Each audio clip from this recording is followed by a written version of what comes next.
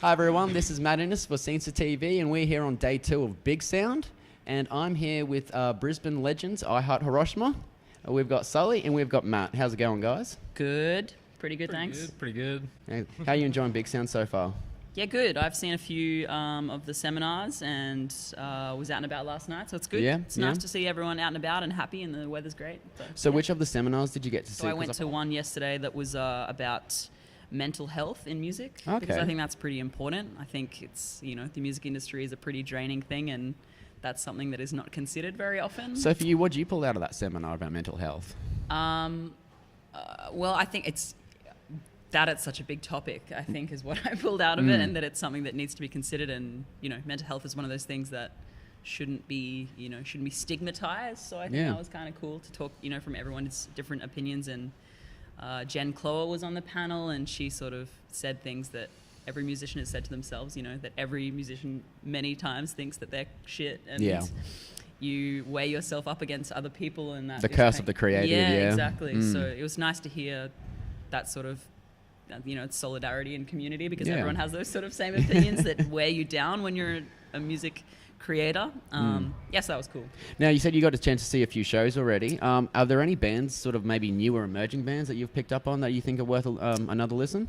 I really like Habits from Melbourne. I think they are really crazy and wild and individual, and so I would recommend them. Do you have any bands that you've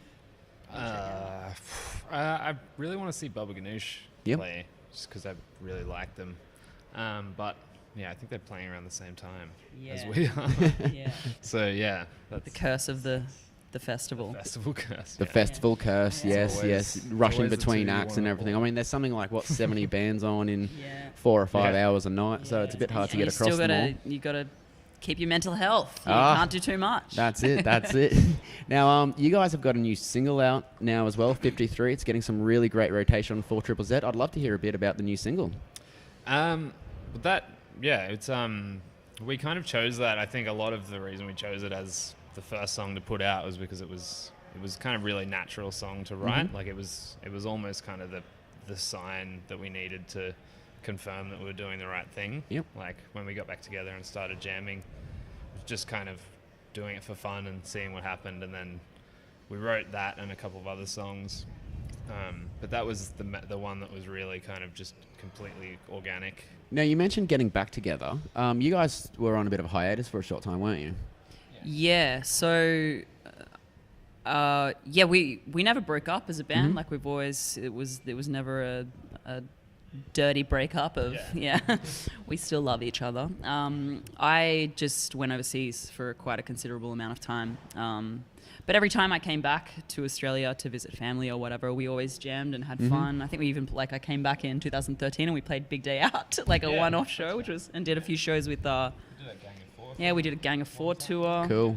So we've always stayed active, and I think we're really lucky as a band that we all still really care about the music that we're making, and for us, I guess it's all about our personal input. If it feels good, then do it. There's no sort of pressure to exist as a band, and if it feels natural and creative and inspiring to us, then so that's kind of what happened. So we sort of had all these kind of little mini meetups and plays throughout the years, and then when I decided to move back to Australia, we had another sort of pressure-free jam, and as Matt was saying, we just kind of organically came up with all of these songs, and it was really like eye-opening and really fun. It felt like those first days when we were sort of jamming in my like garage in Barton, where we kind of came up with all these really great songs many years ago, and it sort of felt like that same energy had returned, and it's still intrinsically I Heart Hiroshima, but with this new sort of grown-up edge. Well, it's great you guys are still making music after something like 11 years as a trio. Crazy. Crazy. When can we get an album out of you guys? When might we expect that? Well, we're just writing the songs for now. We don't really know at the moment. We're kind of just writing songs as they come out, and if we get to a point where we have a lot of songs and we haven't release them all, then we'd probably do an album. But yeah, I think at this point we just want to do it as naturally as possible and just kind of push stuff out when we feel like it's... So it's safe to say there is more music in the near future. Oh, for sure. I mean, we have an EP mixed and kind of ready to be mastered, I believe. We're just getting the artwork and stuff done, so that's going to come out soon. So that'll be like 5 tracks. How are you guys looking forward to your show tonight? Where's that happening?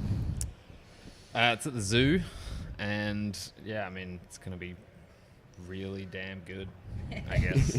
Yeah, we've practiced more than we ever have in our life, I think. Yeah. So we've got like 30 minutes of power, showcasing sort of new and old, so past, present, and future kind of vibe.